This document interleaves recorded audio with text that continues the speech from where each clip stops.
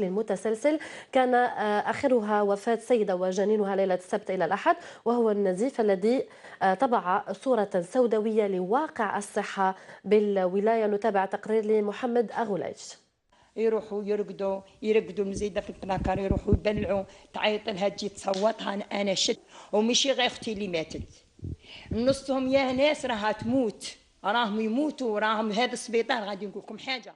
بمقابل سطر وجهها تحدثت لنا السيدة حليمة عن تفاصيل من حادثة وفاة شقيقتها بمصلحة طب النساء والتوليد للمؤسسة العمومية الاستشفائية تسمسيلت. كان هذا قبل سنة مضت، ومن دون شك لا علم لهذه الصبية بأي ذنب يتمت. تعود الحوادث لتتكرر 3 مرات في شهر واحد، آخرها وفاة امرأة وجنينها. شدوها لي 3 أيام، نشفوا لي الزوجة الدم الماء نشف منها. قلت له الطفل البيبي تاعها هذاك مات، كي شاف الماء مات البيبي. في الوقت تاع العمليه الضوء يروح ما بريسك 1 اور 2 ما كاش. يجي واحد دوك من برج بونعامه توفى المراه تاعو هنايا. احنا نتساءل على التغطيه الصحيه هذه تاع المواطن.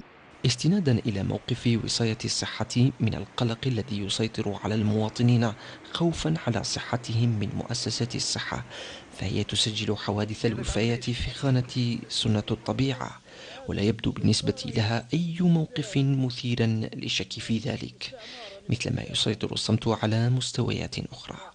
جات في حالة طبيعية، جينيكولوج شافتها، جات عندها لو كول تاعها اني با اوفر، طبيبة لو كول تاعها اني با اوفر، ما تقدرش دير لها لاكوشمون.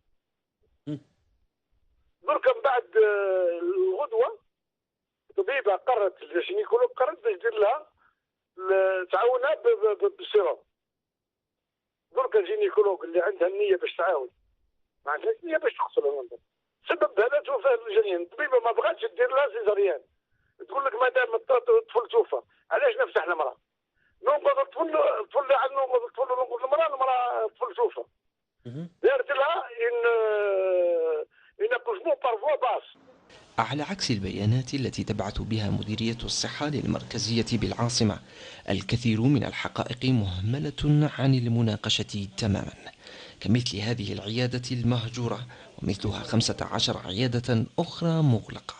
الخدمة الوحيدة والحصرية التي تقدمها فقط أنها خالية من الموتى.